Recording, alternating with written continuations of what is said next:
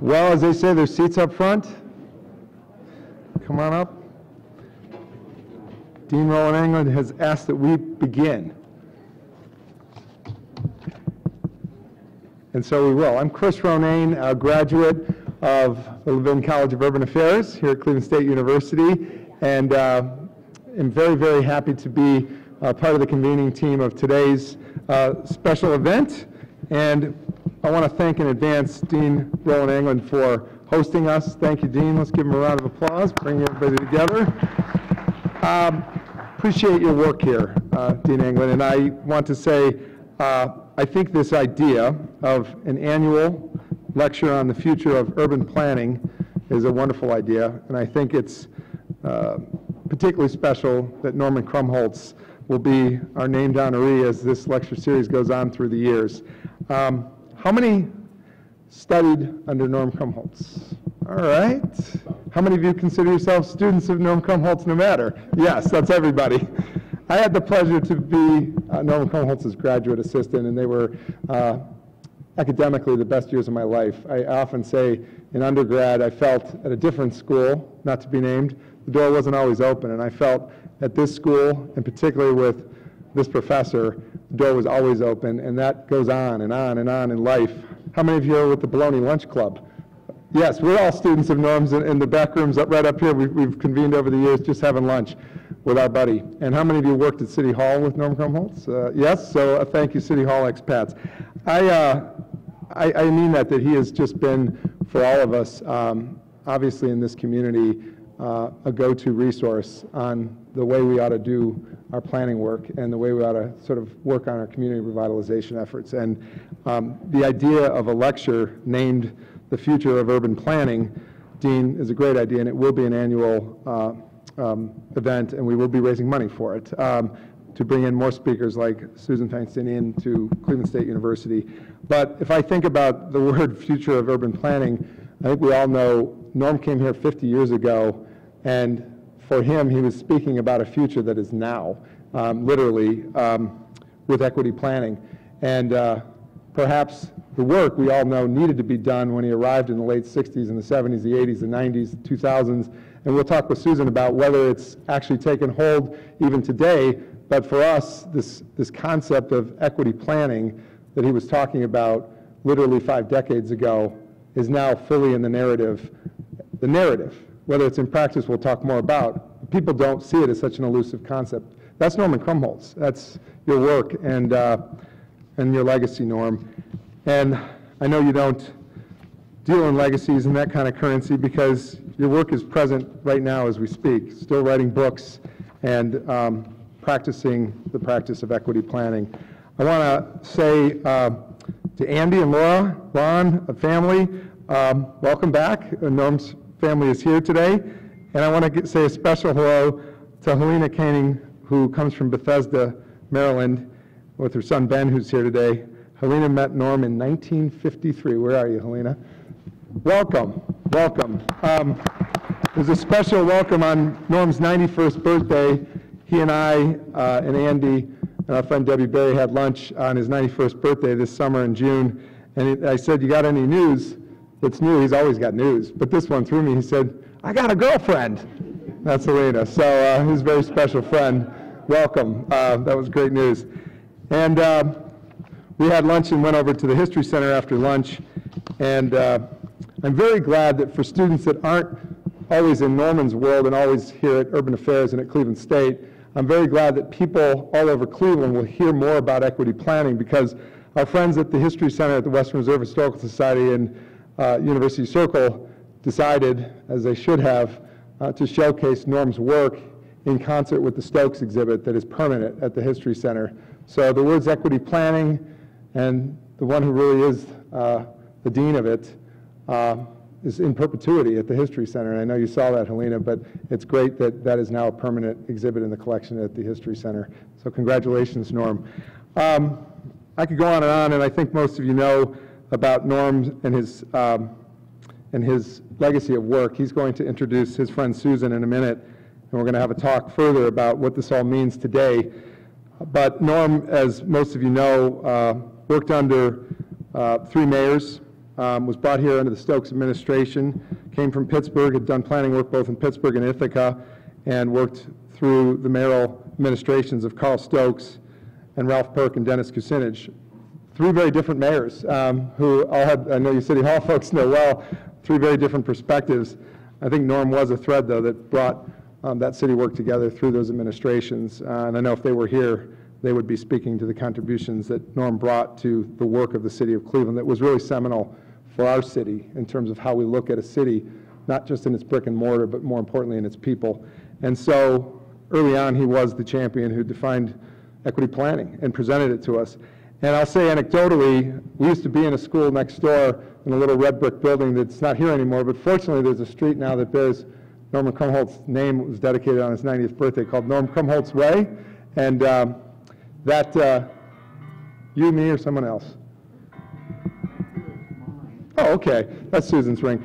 That's probably telling me I'm going too long, but you can't go too long about Norm. I got all day. How about you? So in that red brick building was once the college, and appropriately it grew into a larger building because it grew the students and faculty and the work, thanks much to Norm and the faculty professors, so many of my former professors who are here, hello, that also were doing wonderful work that grew this college. I think Dean would attest is one of the great colleges within the University of Cleveland State University. But it grew from the smaller space it was in to this bigger space. But I'll never forget, as a graduate student, a group from SUNY Buffalo. Are there students from other colleges here today? I heard Cornell's in this week. They'll be here later, I guess. I'll never forget being in the next door building and a group of students, college students from SUNY Buffalo on tour were here to see the college, but most importantly, they were here to see Norman Krumholz. They were armed with their Making Equity Planning book, the little blue book that kept them reading at night, and they came into the college. And I just remember it vividly, a stream of students, where's Norm? We want to meet Norm Krumholz. And that's Norm's impact well beyond Cleveland to students, to professionals in cities around the world. He was the past president of both American Planning Association and the American Institute of Certified Planners, APA and AICP, and was awarded Prize of Rome with the American Academy of Rome. He's taught both from Cleveland State and Cornell in those programs. And again, I think above all else with Norm, and I'm so glad his family and friends and faculty, past and present, are here, I think above all else, people know Norm walks the walk. He lives the life that he's written about, and he's a model to us just as a human being beyond the field of city planning. And I consider him family, and I'm honored to introduce him, to introduce Susan. To Norm Krumholz, everybody. Thank you.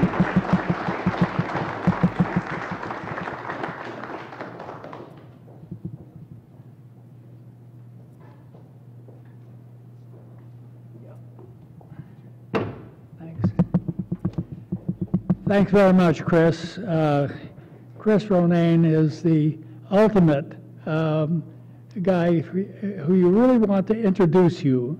He has all the facts at his disposal, and he just goes on as lyrically as possible. And I'm sure we'll have a talk by our distinguished speaker that's equal in eloquence and thought with the kind of thing that Chris just laid out. So for me, it is both a privilege and an honor to introduce Professor Susan Feinstein, who is, in my judgment, the perfect scholar to open this lecture series. Professor Feinstein has had a distinguished academic career and has produced an enviable record of publications. She spent most of her career as a member of urban planning faculties at Columbia and Rutgers universities, and is now a research fellow at Harvard's Gund Graduate School of Design, having joined the faculty there in 2006. Professor Feinstein's research is both wide and deep. Among her books are The City Builders, Property, Politics, and Planning in London and New York, Restructuring the City, and Urban Political Movements. Professor Feinstein has also authored books on urban tourism and on planning and gender. In a recent book, The Just City, she looks at the distributive effects of urban development strategies and identifies a set of specific criteria for planners and policymakers to consider in order to assure greater justice, fairness, and equity in their cities. In addition to her books, Professor Feinstein has also authored over 100 book chapters and articles in scholarly publications. Most focus on the need to understand how urban form and places are critical components in human achievement. Professor Feinstein has received the Distinguished Educator Award of the Association of Collegiate Schools of Planning, which recognizes lifetime career achievements, and the Paul Davidoff Book Award of the ACSP, which recognizes progressive scholarship.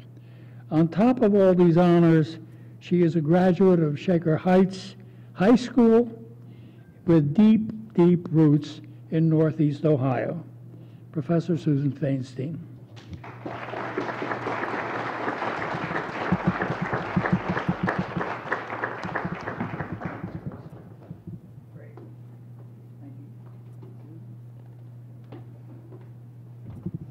Well, it's a great pleasure for me to be here. As Norm said, I'm a Cleveland girl, and I love to come back, so anytime I get an invitation, I snap it up. I am deeply honored to be in this lecture series named after Norm Krumholz, who I've known and worshipped maybe for many years. I first became aware of him when the Cleveland Policy Planning Report came out, and have followed his work ever since, and it really has affected my own work. So what I want to, there is nothing up here, by the way. Wait, okay. So what I want to talk to you about today is not just the future of planning, but how we got to where we are today. Being a professor and an academic, I naturally cannot talk about the future without talking about the past. So one has to look, I think, to the roots of urban planning in order to understand current movements in planning, because in many ways they're reactions against where planning started. We see a kind of dialectic of moving to and fro from various approaches to dealing with planning. Planning began really in the 19th century, planning as we know it now, in the upper classes, primarily the professional classes who were part of the movement for the so-called progressive movement and were instrumental in creating city planning commissions, in supporting the plans of people like Daniel Burnham.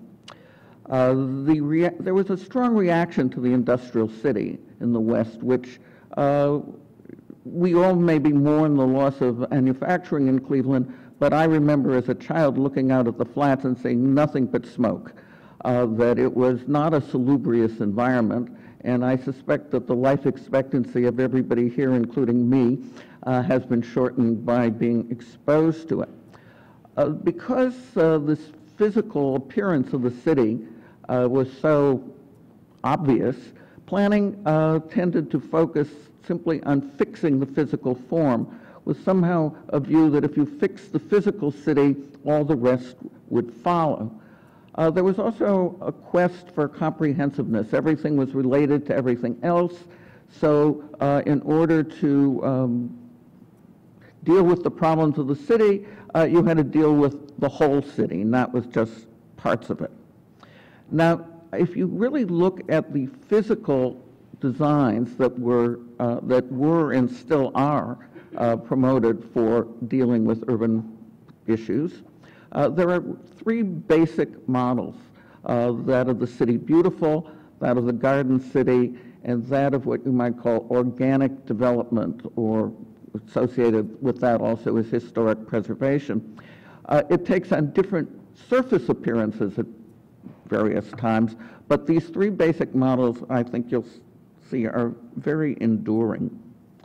So here's a picture of of Newcastle in the United Kingdom at the beginning of the 20th century, and you can see why people felt they had to do something.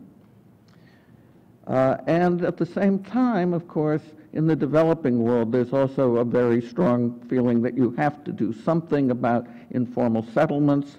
They used to be called squatter settlements, as where people lived in the Western world used to be called slums, but now we don't use those terms, but we all know what we mean. So here then is a picture of the kind of squalor that many people live in around the world. And planning now, now that we've become more globalized, planners need to look at the rest of the world and not just America or Western Europe.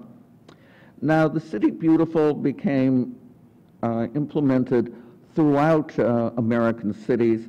This is, of course, Cleveland, where I think Burnham himself came to Cleveland to design the mall. And we can see this in many places. So keep in mind what this looks like. And here we have a much more recent grand mall in Paris, La Défense. It's built on the outskirts of Paris, but you have this straight line through the Arc de Triomphe and the Champs-Élysées.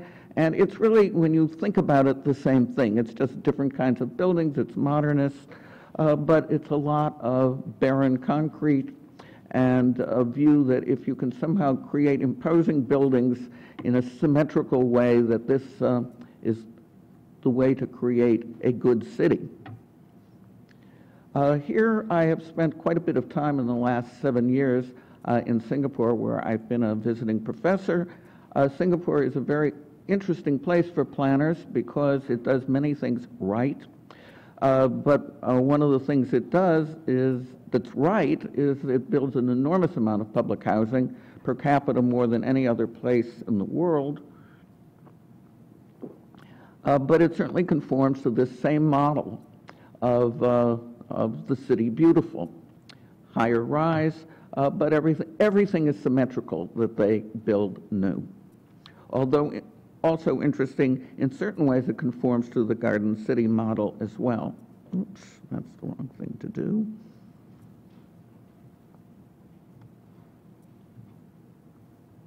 So, Model 2 is the Garden City. This is a picture of Letchworth, which was one of the two new towns that Ebenezer Howard actually created.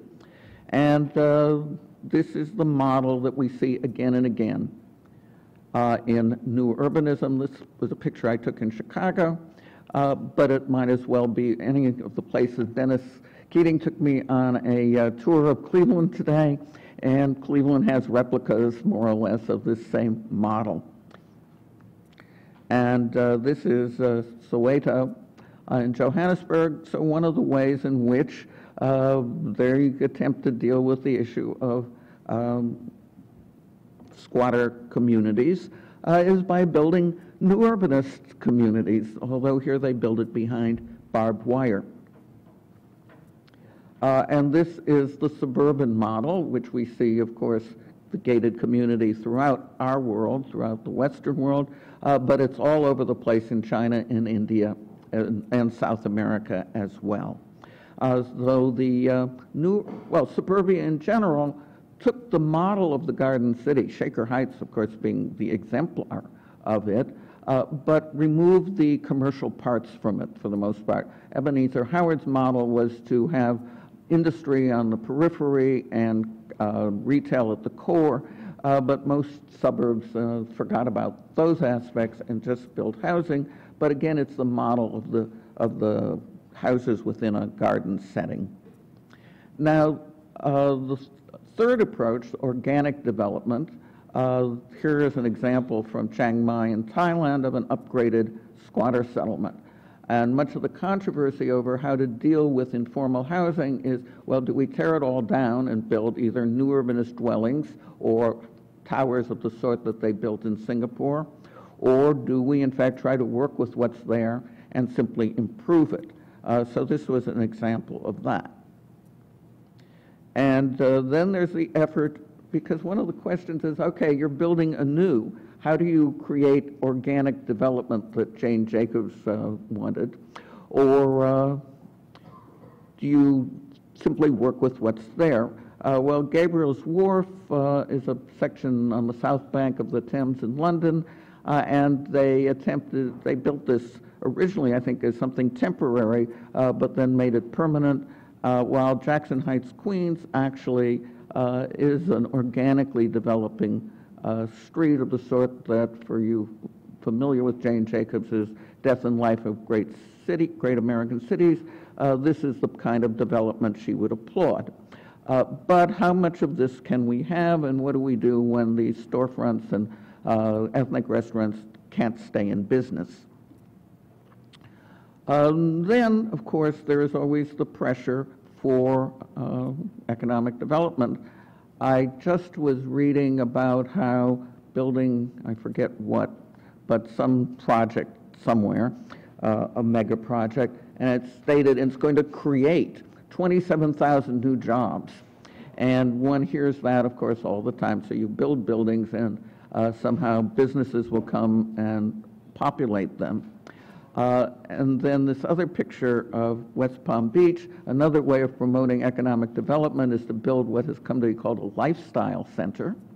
So what you imitate is the organically developing places like Jackson Heights, but you have to create it all at once, and in this case they thought they would create all at once a sort of Italian hill town or Italian coastal town.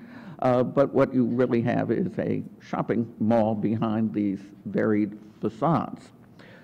So you can look at these models and see the constancy of planning, of the way in which the towers and the grandiosity that you see in the Singapore Financial District, or the attempt at looking spontaneous and informal as in West Palm Beach, that all of it lives on. It just lives on in somewhat different guises. Now, I started out by talking about the values that underlay planning in its inception. And what you see is not so much a change in the physical forms that planners create, but a change in the values that planners espouse. So originally there was an idea of comprehensive planning, of one best solution, that the planner had expertise, and I would say he, because there weren't many female early planners, would guide the development of the city, knowing through his technical ability what is the one best solution. There was a strong physical determinist part of this, a strong top-down authoritarianism, and a limited concept of rationality. Rationality was something that you simply achieved through logical deduction. You surveyed and then planned. Utilitarianism was a very influential political philosophy associated with Jeremy Bentham originally, which very much influenced how planners thought, which was that you tried to produce the greatest good for the greatest number. You didn't concern yourself with outliers or minorities or people who were in some way deviant.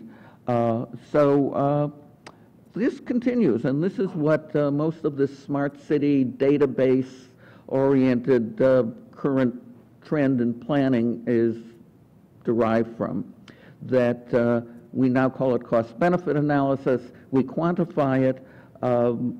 Jeremy Bentham quantified it in terms of something called utiles. We do it now in terms of money, but that it represents still the search for the one best solution. There is, however, a conflict between expertise and democracy, that experts say that, well, this is what you should want, and people say, well, this doesn't happen to be what we do want. And sometimes what experts say you should want is actually what we, if we were our best selves, would want, like affordable housing. But there's always a lot of opposition to policies which are imposed from above. One of the things that planners, of course, became aware of during the 1960s, really the period of rebellion against planning, was the role of political forces. Because what happened was planners would go to planning meetings and tell the public what they should want, and they would get booed, they'd get hissed, they'd get yelled at, they'd be screamed off the stage. The idea that planners simply had legitimacy because of their expertise disappeared. And at the same time, in the contemporary period, neoliberals have argued that, well, planners shouldn't determine things, the market should. What we should have is private investment, get rid of regulation. There's a strong argument out there, which comes from one of my Harvard colleagues, Ed Glazer, a very well-known urban economist, that it's essentially regulation that causes housing to be so expensive. And if we got rid of regulation, if we got rid of zoning, for example, in Houston, which has much lower housing prices than other major cities, that then we would have affordable housing rather than all this attempt by planners to impose it. But the combination of movements on the left, which said that planning was authoritarian and didn't take into account what people thought, and neoliberals on the right who say that planning is interfering with the market, has meant that planning has lost considerable legitimacy, if it ever, how much it ever had, I'm not too sure, but it has less, I think you would say. And then, where the rebellion of the 60s was based in the opposition to urban renewal, and as it was called then, Negro removal, that now we have a whole new chorus of criticism of planning from those who identify with various ethnic groups and from feminists who all attack the claim of planning to have any kind of universality, and that each group, in fact, has its identity, and that you can't speak for the whole, you can only speak for parts, and that the only thing planners can do is try to mediate among these various interests.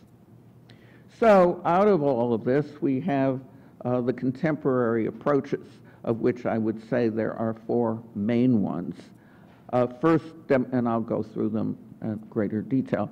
First, we have democratic planning or communicative planning, which is the planner's role is not to produce plans, but simply to mediate among different groups and create a dialogue and somehow bring it together into a consensus. Diversity planning, which says that what planners have to do is create a multiracial, multi-ethnic society, and then comes the question, well, what should such a thing look like? And can you achieve that through communicative democratic planning? If people say, well, I don't want to live with anybody who doesn't look like me, especially in this period of populism, then we have, and we can thank Norm Krumholz for putting a name on this and talking about the ways in which actual policies can bring it about. We have equity planning, which is where my stance is as well. I support the values of democracy and diversity, but I give priority to equity in terms of what planners ought to do. Today I saw a news bulletin on my endless email from the Community Service Society of New York, which has acted as an advocate planner for low-income New Yorkers, which is that New York has just, or the MTA, the Transit Authority of New York, has just passed a fair fare policy, as it's called, which says that low-income people will all be entitled to half-price metro tickets, which I've had a half-price one ever since I reached the age of 65, but my income actually is reasonably substantial, while there are many New Yorkers who, they're in low-wage jobs, they're in minimum-wage jobs, and the piece that it takes out of their income to get to work is very substantial, so that of all things actually that are within the realm of planning that in fact produce some amount of improvement in the income of people who are poor, lowering the transit fare is the most direct, I think. Then finally, and maybe I should have talked about it first rather than fourth, is what's become known as resiliency planning. The term resilience has replaced sustainability in the contemporary planning lexicon. I'm not exactly sure why, but the argument is that resilience means that after a disaster or after something bad has happened, or just if things are going downhill, you want to create a way for places to accommodate it, to come back, but not to come back necessarily exactly as it was. So I guess the difference between resilience and sustainability is that sustainability assumes a steady state, and resilience assumes that in some way you take into account changing circumstances. So to talk about these different forms of planning, the planner is mediator, the communicative approach to planning. I don't think I have to read through all of these. Obviously, you can read. But certainly the idea that people should be consulted is very much part of our democratic tradition, and it makes people accept planning as legitimate if they feel they've had a role in it. But how do you actually do this? So the most common way is to hold meetings, and even if the meetings aren't dog and pony shows where the planner puts up a bunch of PowerPoints and says, this is what we're going to do, what do you think? In fact, we had a lunch discussion about this. Yes, we all knew, those of us who've done these kinds of things, that it's white male homeowners who dominate such meetings. However, some people in Boston did an extensive study with a huge database of every planning meeting in every part of the Boston metro area and found out that, yes, it's dominated by white male homeowners. Even if that were not the case, the assumption, and when you go to community meetings, you hear people stand up and say, I'm speaking for the community wants this or whatever. But in fact, communities, even small neighborhoods, are really usually divided among owners, landlords, tenants, and often racial and ethnic groups. So one of the advantages, actually, of ghettoization is that it creates, in fact, a community which has more of a common interest than when you have a very diverse community where people don't tend to even communicate that much with each other. Communities also, and this is well known, and you can go back to the critique of community that has existed for over a century, communities are exclusionary. You either belong or you don't belong. So that when communities are getting together, they can often reach a consensus on, we'll just keep out outsiders. And this can be white, well-to-do communities that don't want African Americans or simply don't want anybody who's low income because it'll lower their property values. Or it can be African American communities that don't want white people because it's going to bring gentrification. And nobody wants homeless in their communities, whether they're rich or poor. So when you're talking about the community, it raises very significant issues if you have a commitment, in fact, to egalitarian values. Then, for those of you who have participated in a lot of community meetings, one of the things you'll discover is that people burn out, they stop going, they're really tired of it, while others have decided that this is their one way of having some power in the world, and they never give up. And so it becomes dominated by this hardcore that are there forever. Then the question that goes back to the early concerns of planning, of comprehensiveness. There are citywide concerns. And how do you make neighborhoods be concerned with the citywide concerns? In New York, there's considerable friction in low-income communities over the presence of what remaining manufacturing New York still has in their vicinity, because manufacturing produces pollution, and it produces especially a lot of truck traffic, even when the facility itself is non-polluting. So that in the South Bronx, there was considerable opposition to the food delivery service which is very big in New York, opening its warehouse there because all these trucks would roll in and out. On the other hand, the people driving those trucks are low-income people, just like the people who live there. So it becomes a question of how do you balance the interests of low-income employment of the people who don't necessarily live in the community with the interests of the people in the community whose children all have asthma. So on the other hand, what we have is neoliberalism, which citizen participation or community participation is usually directed against branches of government and planners, but in fact it's not planners who are making the big decisions about development, it's developers. So what mechanism do we have in fact to control the private sector? We do get community benefits agreements where developers agree that they'll provide a school, a playground, a subway station, whatever, in return for letting them build massive developments. But they have all the money. And so when you have communities which may be allowed to speak and may be allowed to bargain and to have some political clout, but they don't have resources and the developer does, there are serious problems of the planner being there as a mediator. Planning for diversity, well, how do we do that?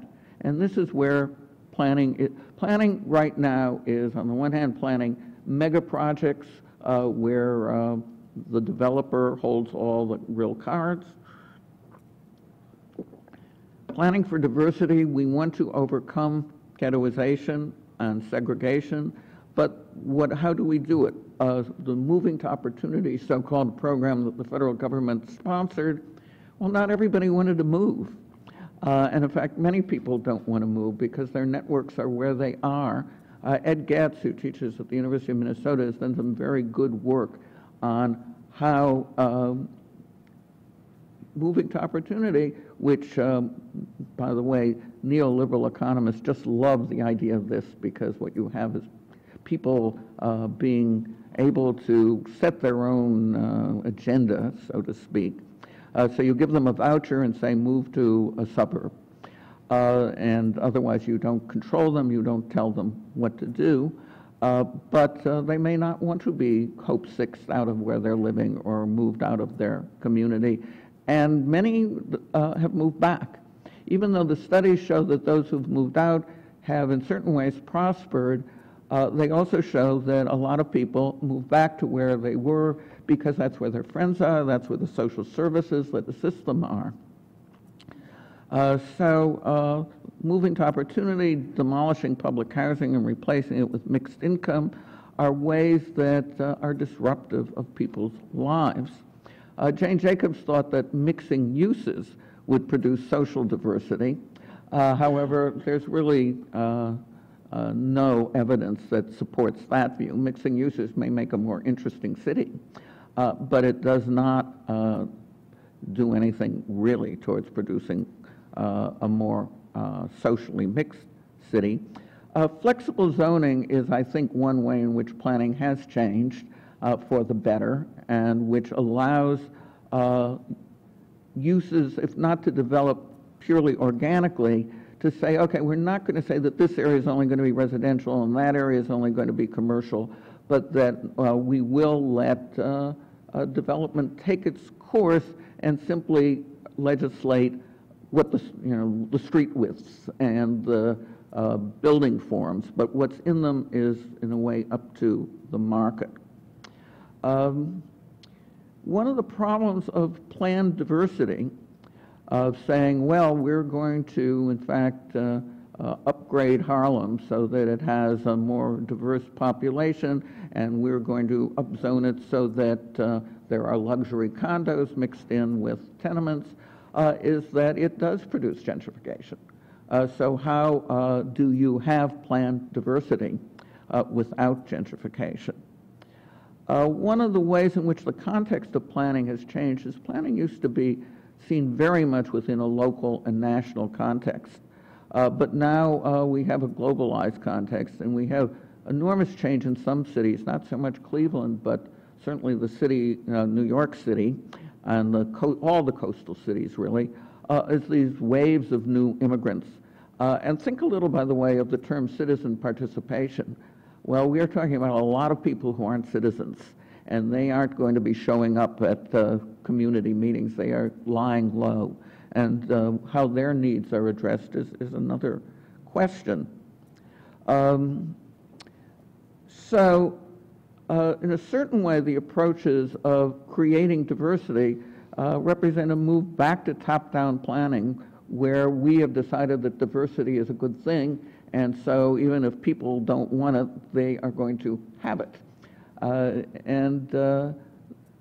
the one hand, I am all for the diverse city, and I think that we do want it, but how we bring it about is a very difficult question, and I think there are no easy answers to it.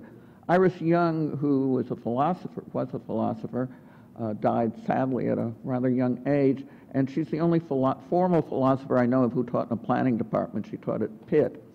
And she wrote, one of her pieces was about integration. And what she said is if people want to live with others who are like them, let them, just don't create boundaries among communities. Let communities interact with each other. But that what you certainly see in immigrant communities is that the ethnic enclave has been a stepping stone for people who may move out of it, but start out in it and get mutual aid from it. So equity planning, which is where I would like to see planning go more. Well, as I mentioned, transit fares are key, but not just fares, also having transit go where people live. Because land is cheapest on the outskirts of places as a rule, except in Cleveland, where I guess it's pretty cheap at the center too. But because of that, what you have is low-income people living on peripheries. And this is especially the case in developing countries and in Western Europe.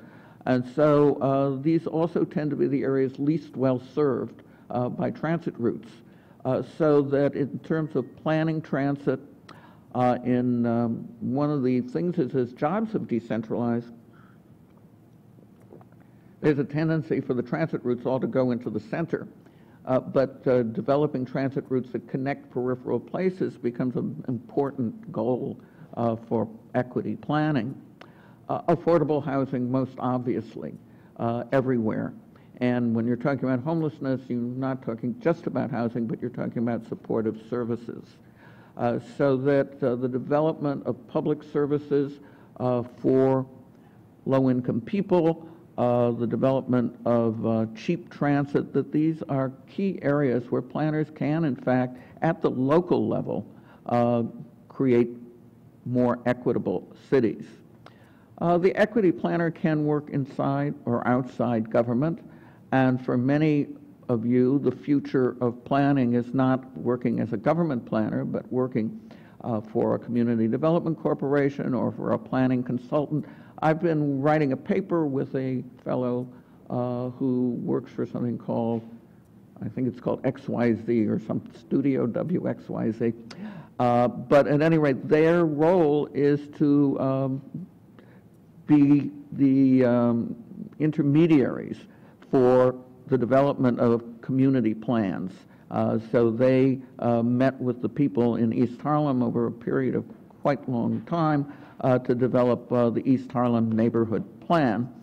New York does have a system whereby community districts can create their own plans, which doesn't mean the city will actually do them, but that they do have an influence. Planners have, if they're acting as advocates and acting on behalf of low-income communities, have to counter the power of big money. And that I've interviewed a lot of developers, and I don't have a feeling of real animus against developers. If you read one of David Harvey's books, he says that the worst people in cities are drug peddlers and developers. Developers like to build, and they're going to build wherever they can have an opportunity to build. So what it's up to the equity planner to do is to try to make that developer build in ways that will have a larger benefit than simply to her or his interest. However, planners themselves, without the backing of politicians, can't do very much. That the places where planners have in fact really had an equity impact are the places where there have been mayors and council members who want to see that happen.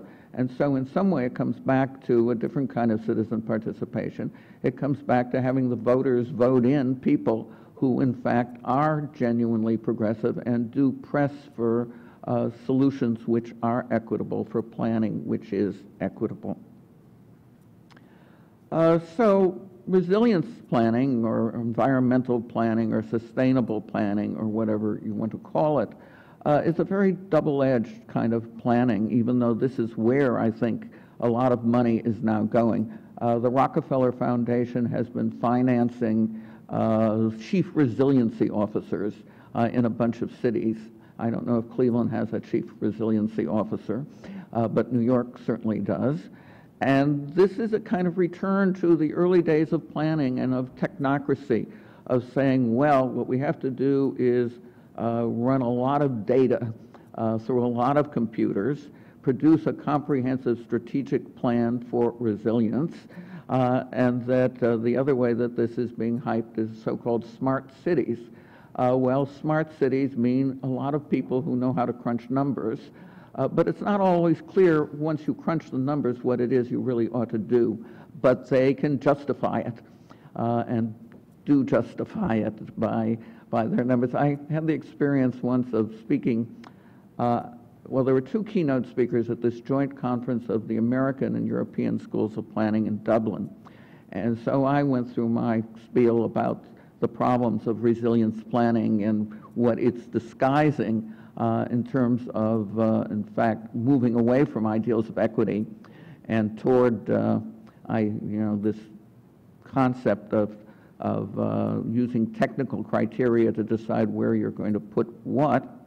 And I was followed by a fellow named Michael Batty, who is kind of the world's dean of data mining planning. And he went on about how all the wonderful things you could find from the data. And he said, and we even could identify when London had a transit strike by looking at the ridership on the transit. And I thought, well, you know, you could read the newspaper. And so what you get is a lot of stuff that anybody would know anyhow, and having it dressed up in all this technical language. There has been a return to an emphasis on physical planning. I've taught now both at Harvard and at Columbia in design schools and architecture schools. What the people there seem to believe is that planning should just be essentially a support system for physical design. And if you look at who actually works for an awful lot of planning bodies in American cities, these are people who are in fact trained as designers, not as planners. Now, I was a little, I've been a little derisive or critical about resiliency planning, but there's no question that climate change is creating a new urgency to planning, and that serious things have to be done, and they have to be done on a broader scale than the neighborhood. So that there was this very strong move in planning theory to the idea of communicative planning, where you can only communicate to a relatively small group of people. But what we're talking about here is having to have, deal with things on a very large scale. And we have a national government now, of course, which is not dealing with it at all. But even on the regional and the metropolitan scale, there are things that have to be done, and it is really up to planning to figure out how to do it, and whether the way to do it is to build giant seawalls, or actually the more progressive approach is to say move back from the water, not allow development along the edge. But this is difficult to achieve because people want to live looking at the water. And so if you're doing it just on the basis of what people want, it's pretty hard to persuade them that what they want to do is live somewhere inland instead of on the edge. There's also a problem that the people who live in the most environmentally challenged areas tend to be low-income people. people who live in, filled wetlands, which are going to flood. And so you're saying, okay, they got to move. And that's going back to urban renewal under a new guise, the guise of dealing with global warming. Well, finally, what could we do in the future of planning? We need to move towards comprehensiveness indeed, but the right kind of comprehensiveness. That you can only address metropolitan-wide issues by comprehensive planning. But on the other hand, we can't go back to the days, and shouldn't go back to the days when somebody said, okay, this is what you have to do. And in the world which is, in fact, as pluralistic as it is, that it wouldn't be possible. So that what we want is a comprehensive system, but one which is, in fact, flexible. And how exactly you can achieve both flexibility and strategic planning is in certain ways context dependent. Where is it we're talking about? But on the one hand, you need a vision, and on the other hand, you do need public input. I don't think that planning can solve the problem of class inequality, but it can address certain parts of it, particularly improving educational systems, improving infrastructure so that the infrastructure investments benefit low-income people. So planners have to be strategic. They have to be entrepreneurial, not in the sense of money-making entrepreneurship, but not simply saying, well, I'll sit in some office and make a set of plans and that's my job, or listen to zoning, work out zoning regulations in great detail. But they have to talk to their political masters and try to persuade them. They have to talk to the public and try to persuade it. They have to see that their job is a political one, not simply a bureaucratic one. They have to be, in that sense, political, to know what the politics are at any time and attempt to, in some way, to support candidates and give advice to candidates who are going to do better things. Technical expertise still matters, and that it's important that they have it. So all these different strategies of have to work together in some way, but my final argument, along with Norman's, is that equity matters, and equity should have priority, and that when you're thinking of resilience, or you're thinking of diversity, or you're thinking of democracy, you always have to think of who's going to benefit from it, who gets what, and that it's seeing that those who have the least get the most that's key to equity planning. Thank you.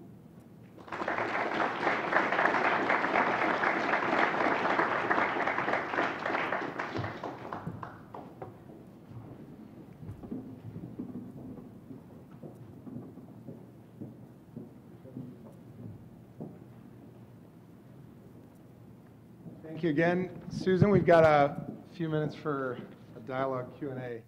I actually wish Norman was sitting here and the two of you could just talk, but we're going to interject at any time, sir. I'm glad to have a few minutes to get your questions as well. I want to make a quick program note that the Vid College alumni reception is tonight at 6 up on floor 3, Dean, after this at 6 o'clock, so we just stand between then and now. So we'll talk a little bit with Susan more about, it's good to know that you're a Clevelander, so welcome home, and want to get to know a little more on your observations on Cleveland, because we've got mostly Cleveland audience here. But where you last left us on the issue of the questions that we should be asking as planners is where I want to start. I will go back to Norm. When I was a student of Norm's, the very end of my tenure as a student, I said, do you have any advice going out in the world? And he said, well, two bits of advice. To your point about the elected and the political side of planning and them being inextricably linked, he said, I was going to the county planning commission, he said, go meet your commissioners, go network and get out there. And then he said, don't spend all your time with the highway people either. So those were two good pieces of advice. No disrespect, civil engineers, but that was sage advice. On that point, we're taping? All right. On that point about the sort of inextricable nature of politics and planning, I loved what you said about this thing does hinge a bit on leadership and your mayor, your principal, your commissioners, whomever they are. I guess reversing the question about the questions we should ask, what are more of these questions we should ask? We did get this drilled down with us as students here at Levin from Norm, the question of not costs and benefits, but the question of who pays and who benefits. Tell us more about your framework about operationalizing equity planning from the standpoint of questions we should ask. Well, I think, you have to be more specific, not just who wins and who loses, but if you're, is this working? It's out. If you're talking about housing, what kinds of housing and what rent levels actually are going to be most redistributive? So right now in New York, the controversy is over the affordable housing that is being created through mandatory inclusionary zoning. And what people say is, well, what's considered affordable isn't actually affordable by the people who live in these neighborhoods. You can have an income of up to, I think, $125,000 to qualify for these lower, these subsidized units. Well, who earns $125,000 in New York? It's certainly not the people who are currently rent burdened, who are paying 50% of their income for rent. On the other hand, there is an argument that says, well, you want to provide for middle class people too, because in New York, $125,000 a year doesn't actually go that far. And in fact, if you look back at successful programs in New York, the Mitchell-Lama program, which was a middle-income housing program, which built tens of thousands of units, did succeed in retaining the middle class in New York at a time when people were really leaving in droves. So it depends also on the historical moment. At this historical moment in New York, what you really have to be concerned about is people at the lower end of the income distribution, and we're talking about people who are earning $18,000, $20,000 a year, and they are not going to be able to pay a rent that's $3,000 a month, even though $3,000 a month by New York standards is really cheap. So you have to look carefully at the particular context that you're in and then ask these questions of, okay, who is affected by this particular policy and what is its impact going to be? And one of the things planners can do is make projections of how many people are going to benefit from a particular rental policy. Your commentary on communicative planning is not enough, and I'm reminded of something I heard the other day about a Chicago alderman who's gone a different way about budgeting and is working on participative budgeting. Interesting. It seems on the face of it a laudable way to go about it, but you're still understandably suspect of communicative planning. Can you elaborate a little bit about that and also maybe talk about your capabilities approach, which I know aren't. Right, yeah. I actually had a grant, this is now some years ago in the early 90s, I think, to study what was called the Neighborhood Revitalization Program in Minneapolis, which was a participatory budgeting planning effort. So Minneapolis was broken up into something like 78 communities, which is a pretty small one, each one. And then they were subdivided into three categories, which they had fancier names for it, but basically rich, middle, and poor. And they each got an allocation of funds to make a neighborhood plan and to see that that was implemented. And the rich neighborhoods got relatively little money, and the poorest neighborhoods got the most. So this was, in general, redistributive as in regards to the geographic areas, and then within each, they had to decide how to allocate the funds. Well, what happened was that the wealthy communities, none of them was really interested in affordable housing, but they were required to spend 50% of their money on housing, and so they provided loans for people to improve their, homeowners to improve their housing, basically. So it made their housing even more valuable. They did that with the housing money, and otherwise they built tennis courts and improved the library and stuff like that. The middle-income communities were quite varied, and some of them actually, few of them, said, okay, we're really going to invest in subsidizing housing. But others of them were dominated by landlords. They had apartment buildings owned by landlords, and they simply used the money to upgrade their apartment buildings and raise the rents. And the rest of the money went to, perfectly okay things like libraries and school playgrounds.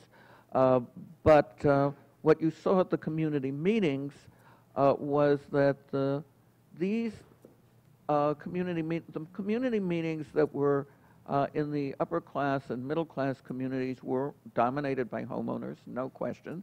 And in some of them, Minneapolis is a liberal city, and in some of them, these homeowners really were committed to equity, but in others of them, they weren't at all. And so it depended a lot. And then the low-income communities had a very hard time putting together a plan at all. One of them, which was the biggest of them, simply never did put together a plan. And that they lacked capacity, essentially, to do planning. So what I'd say about participatory budgeting is that it's fine, but it's difficult. And that the other thing is the planners there all did believe in communicative rationality, and thus they didn't tell anyone what to do, and especially for the low-income communities, they didn't get enough help. They really needed people to frame things for them. And in general, it was homeowner-dominated.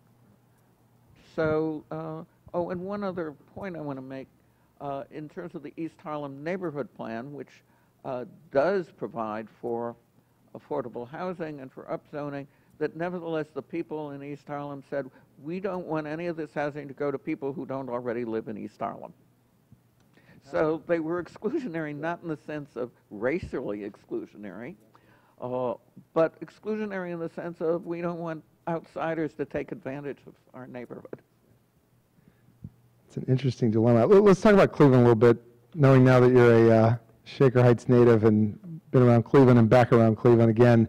My guess from an equity planning standpoint is we've had decades while there's been earnest work out of this college and out of a director back when, post the director, we ended up in an 80s era of downtown malls and the 90s stadia, and I'll own this one as an early 2000s city planning director for Cleveland convention centers, casinos, go on and on. So I'm leaning in that there's perhaps been an economic development strategy that has been all about project-based. But what's your feeling about Cleveland generally? Well, I had this tour of Cleveland this morning, and I remember Cleveland. I'm really probably older than almost anybody here, and lived in Cleveland since when I was, lived in Shaker Heights since when I was an infant. And it was such a busy place. Euclid Avenue had traffic jams from one end to the other. The downtown, the department stores were filled with people. My mother used to take me to the tea room at Hallie's. And actually at Higbee's, the tea room served for children. They served meals in little stoves that they brought to them. It was really kind of nice. And it's just all gone. And you look at that and you think, well, what can be done? And I don't think that the market, or even incentives to the market, or building mega projects is going to do anything for it. you really have to have a much stronger public role, and you need resources to do it. I look at Singapore, and it's such an interesting case because Singapore, when it broke off from Malaysia, had nothing, a port. It had a port that was important, but not that important either. And it had no natural resources, and it had no other development, and people were living on boats in the river, and people were living in shanty towns. And they just, with determination and a very strong government, invested in public housing, invested in transportation, built a big industrial area, and built empty factory buildings and said, okay, if you'll come here, this will be a free port, and you can have your factory here, we'll give you the building. But in return, they also have, the government shares in the profits. So that about half of Singapore, which is allegedly a totally free market location, is actually owned by the public sector in its sovereign wealth funds, but kind of hands off in that the different businesses that they invest in are autonomously run and have their own boards. They aren't, it's not like the Soviet Union where the government actually manages the business. The government has its hands off the management. What it has its hands on is the profits. And they managed in a very short, in 50 years, to go from being one of the poorest places on earth to one of the richest. And they put huge investment in education, including from primary school through graduate school. They put huge investment in transportation, in health, and so they've done all this public investment, which has paid back, which has produced huge returns. And unless you have a body that's going to invest not just in buildings, but in infrastructure and in social services, that you can't bring back a place like Cleveland, I don't think. It's interesting that the nature of, right out of this college, we're taught comp planning. I went from learning about it to going into an environment where actually the county of Cuyahoga County decided that they were going to only make economic investments, economic development incentives available to communities in Cuyahoga County who had a comprehensive plan. So the plan really becomes a product, and it's a very physical form, product. And you ripped the lid off of that at the beginning, which was neat, but then you came back to it from a regional, iterative, comprehensive planning that's real. I wonder if you can sort of talk about that arrival that, Yeah, well, the more recent comprehensive plans or strategic plans, or however you want to label them, actually do include more than simply physical plans. And the New York one, but the New York one includes education, it includes transportation, it includes both physical and social elements. The problem with it is it's not in any way self-executing. And in fact, it's not even legislated. It's simply a plan that comes out of the mayor's office and says, okay, this is what we ought to be doing. But to make it happen is another thing. Now, New York has a progressive mayor.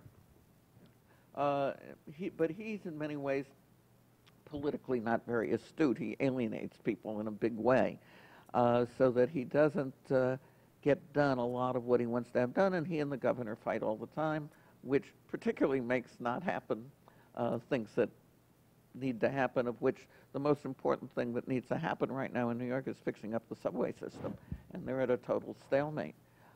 So it depends not only on having political backing from progressive politicians, but that these progressive politicians should themselves have a better idea of how to get things done rather than to grandstand all the time. Fair points, and well heard here.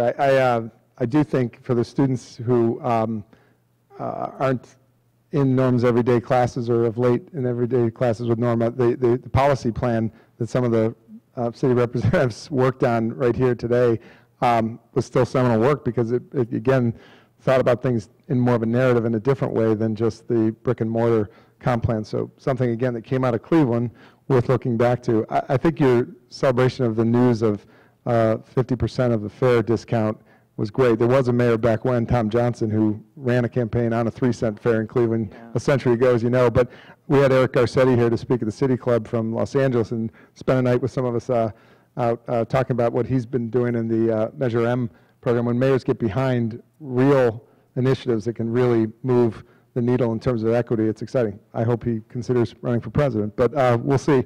I want to ask you, before we put it out to the audience, you wrote a book, Just City, and I wonder if you can sort of give us a sense of what is the Just City?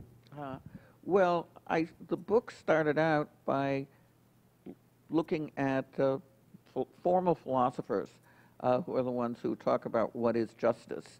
And I distilled from their various arguments the 3 principles that I use in the book, which are, and which I talked about here, democracy, diversity, and equity.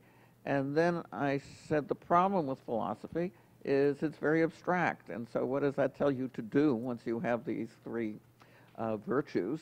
So I then looked at planning in 3 places, New York, London, and Amsterdam, of which in the equity contest Amsterdam was far ahead, but is now receding very much from where it was and is going for much more privatization and neoliberalism. But at any rate, I looked at them and said, well, what are the things that they've done which support these principles? And then finally, at the end, I simply made a list of the kinds of planning policies which would support these goals. And that I think that there are certain things that can be done at the municipal level. I'm less sure about the neighborhood level. I started out, I did my doctoral thesis on the movement for community control of schools in New York. And I was at that time all for community control and really saw that, you know, people had to get hold of things. But I've become less and less thinking that that this is the way in which one can have anything major happening. That you really do need to have support, at least resource support from higher levels, or what difference does it make, really, what neighborhoods want if they don't control resources. And if you're going to have resources coming from higher levels, those higher levels are not going to say, oh, okay, you just take it and do whatever you want with it. So what you need is planning really at the citywide level that takes into account those 3 goals and balances them, because these are goals that are contradictory. That a lot of democracy does not necessarily produce a lot of diversity, but can lead very easily into populist domination, that people do want to protect what they have, and that this can lead to exclusionism. So that that's another issue with neighborhoods, certainly. And that the problem of diversity is that the more diversity you have, the less able are you to come to some kind of consensus on what should be done, and that equity often is undermined by both diversity and democracy. So what I'd say about a place like Singapore is it could use a lot more democracy, but that a place like New York, which is very diverse and which handles diversity better than a lot of other places, but that it could use a lot more equity. So I'm not going to say that there's some best practice that every place should adopt, but rather that every place is different. Well said. Every year we work in the city of Cleveland, the more there's a certain pragmatism to equity planning, and I say that because everything else is fleeting. I mean, it just here today, gone tomorrow if you're not thinking about it. And well, I want to well, first again thank Susan, but we're going to turn it out to you. We as students here were introduced to you through Norm, and both your bodies of work have been formative for my world, and I think many of my colleagues and students of city planning. How about our guests? How should I do this, Molly? Hand the mic to you. You've got it. Molly's got a mic. Any questions out in our atrium? Eric, any question? Okay, Tom's got a question. You have a question? No? Tom's taking off. All right, thanks, Tom. We've got one here.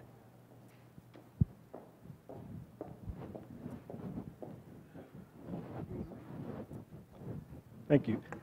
I remember when Euclid Avenue was super busy, but I was hoping you could re-clarify your point that you say we could never get that back. And isn't that part of not being able to get it back is because that's all there was then, Oh, and now we have options? you mean Cleveland? Cleveland, if I heard you correctly. That, Yeah, well, I think that much can be done in Cleveland if Cleveland has the investments that could make it be done. But the investments can't be raised from the taxpayers of Cleveland because people in Cleveland's a poor city, and that it doesn't have enough money to invest, and so it depends on metropolitan-wide redistribution. Now, one of the things Minneapolis, St. Paul have is tax-based sharing, and tax-based sharing is one of the ways by which you can, in fact, improve central cities. Hawaii is the only state in the country that has statewide tax-based sharing. But that would make a huge difference because what you have are these downward cycles where you live in a place like Cleveland or Camden, New Jersey, or New Haven, Connecticut, and that as they become poorer and the cost of services rise, the taxes rise, and more people leave because they don't want to pay the taxes or they can't afford to pay the taxes. And so it becomes a downward spiral.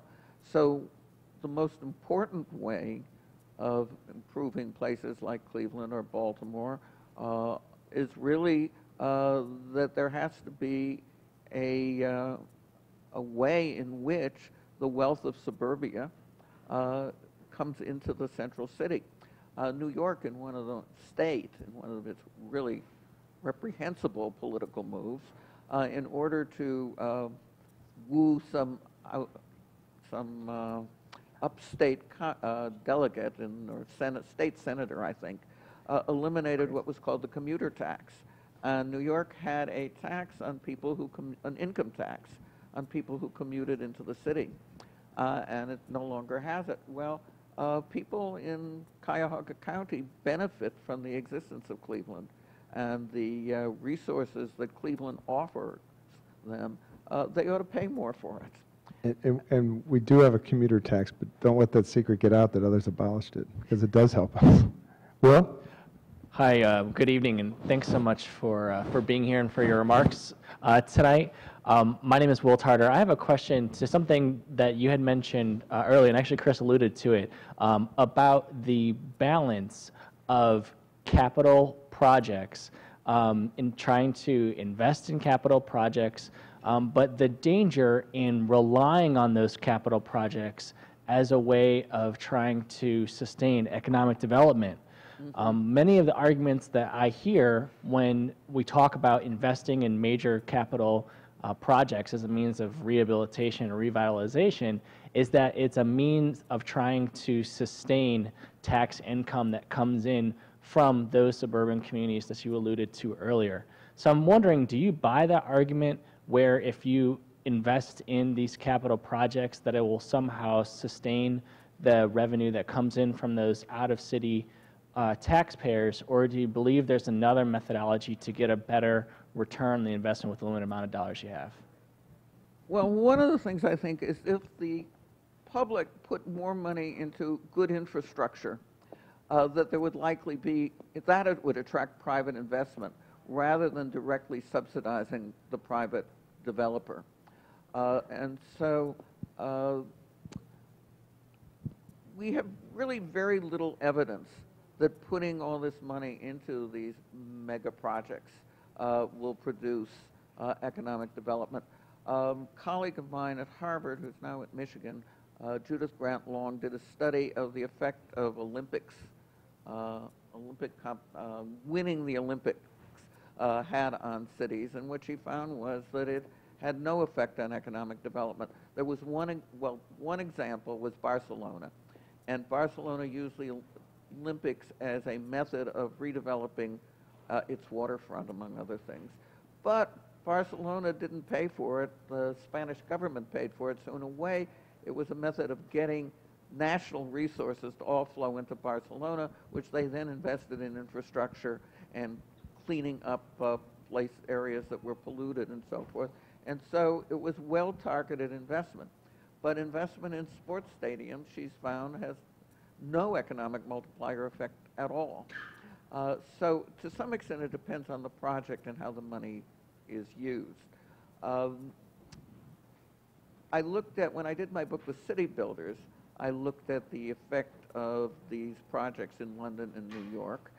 And what you see is that, well, if you build a lot of office space and you happen to be the financial center of the world, that these companies will come and occupy the office centers.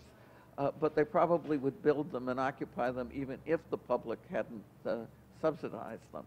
And in other places, what you get are buildings that, and you certainly know that in Cleveland, and buildings that just stand empty. So I do not think that investing in these kinds of mega malls and mega structures is, in fact, the way to produce economic growth. One story that was the basis of, in certain ways, my book, and in which I've written about, is I was called in as a consultant by a group of merchants who occupied something called the Bronx Terminal Market, which was an old market structure in the Bronx that had been built during the Depression. And they were wholesalers who sold to African markets and ethnic foods, bodegas, ethnic stores of various kinds, and they were all grouped together. So the city, as part of its Olympic bid, actually, decided that they wanted to tear it all down and build a modern, beautiful shopping mall there, which would attract Olympic goers, presumably. And then they didn't get the Olympics anyhow, but they tore it all down, despite my advocacy on behalf of the merchants. And all of these merchants didn't go out of business, but most of them did, and the rest of them downsized and were scattered hither and yon. And what we have now is a shopping mall like any other suburban shopping mall. Well, the argument was made before the City Planning Commission that, well, it was going to employ 3,000 people, or, you know, they like to have these numbers sound really convincing, 3,102, so that it sounds like they really made a calculation.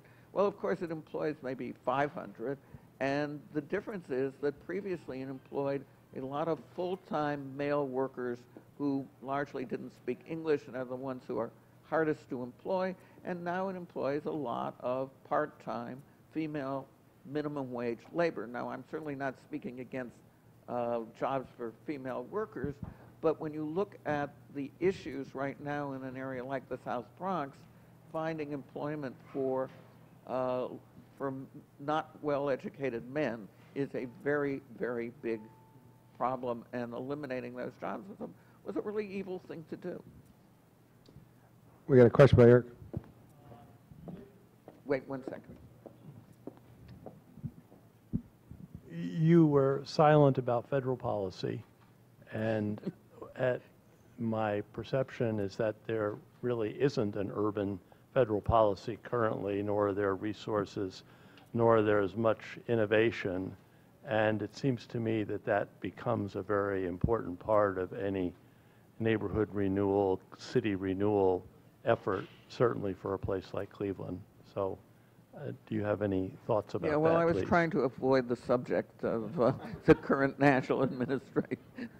When I'm at dinner parties now, we all wait to see how long we can go without mentioning the name of the president.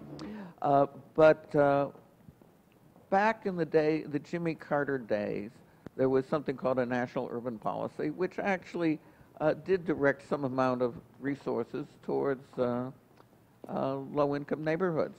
And of course, before that, without it being explicitly called an urban policy, there was the war on poverty, there was model cities. But since really the Nixon administration, there's been a winding down of federal interest. And as much as they like to name things opportunity zones or whatever their current nomenclature is, that federal money is not being directed towards cities, and even mass transit money is not being directed towards cities anymore. As we know, environmental regulations are simply being eliminated wherever they can, and there is nothing that the federal government's doing which is supportive of urban development. And I'm not even sure whether they would argue that they are, because they don't see cities as their constituency. They see suburbs and rural areas and small towns as their constituency. Cities are blue. Even in red states, cities are blue. And so they're not going to reward them for anything. Until we have a change of the national administration, I don't think we can expect anything from national government. And so what's important is to focus on state governments right now, I think. And this means focusing on who, in fact, are your delegates, your representatives in the state legislatures, and who the governors are. And one of the great failures of progressives in America in the last several decades is to focus on these lower level offices. So unless you can get support in the state capitals, you're not going to be able to do that much within cities. And in Ohio, unless others have heard more, there's been very little discussion at our gubernatorial debates about cities and planning in general. So, point well taken. I want to ask you just, you made a comment, since we turned comp planning out and you really reconciled that it's really about iterative long-term regional comp planning. You mentioned zoning, and I recall being on your campus at Lincoln Institute with the city planning directors, one of whom was from Houston. Right, and they have every year. Yes, it's a great exchange, but the Houston director boldly stated in front of everybody, why are we any worse off for not having had really a zoning code? So he challenged everybody that zoning hasn't hurt Houston. Now, there's a lot of different ways to skin that cat, but you also mentioned your colleagues' interest in the field of what it costs. Yeah. So just a little more on your thoughts on zoning generally, and it's kind of a loaded, widespread question. Yeah, but well, I mean, Houston, one could say it might not have had so much flooding if it in fact had kept people from paving over all the wetlands, that it doesn't have adequate infrastructure, and eventually Houston's going to be gone. The other thing that's important to mention about Houston is Houston wouldn't exist if the U.S. federal government hadn't invested in the Houston Ship Channel.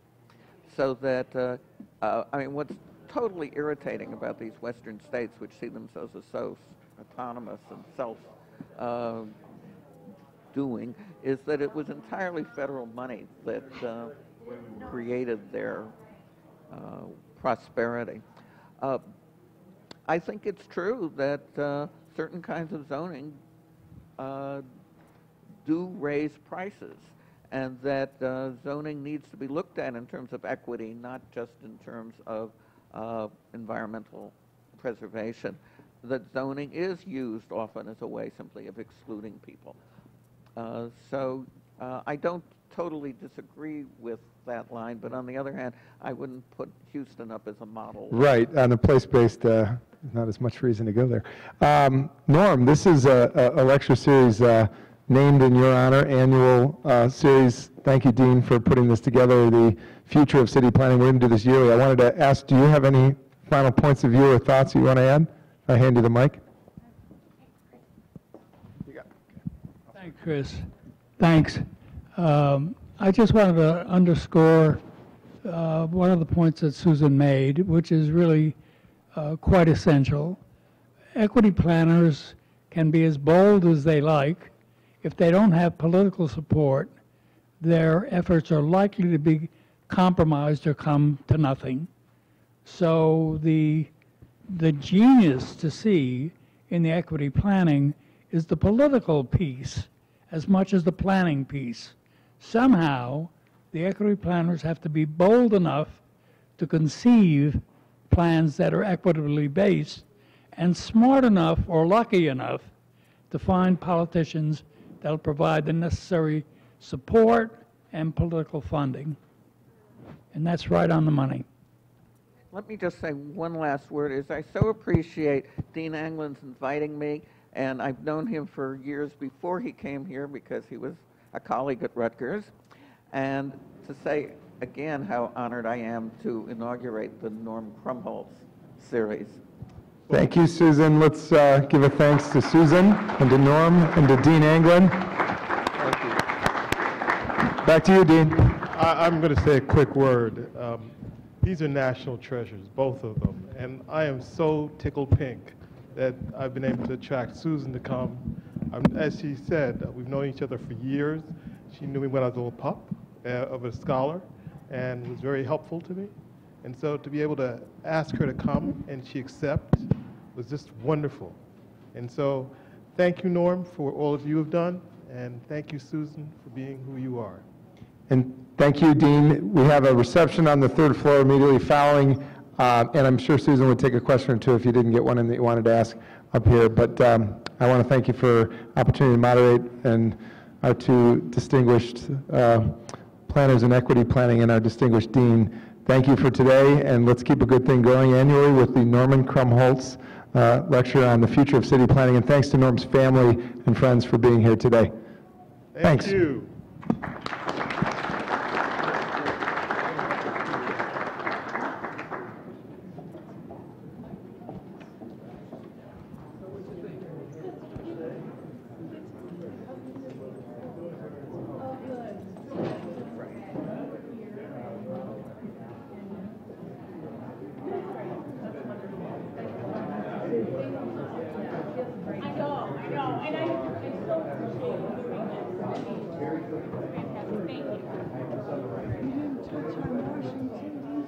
Oh, I guess I could have.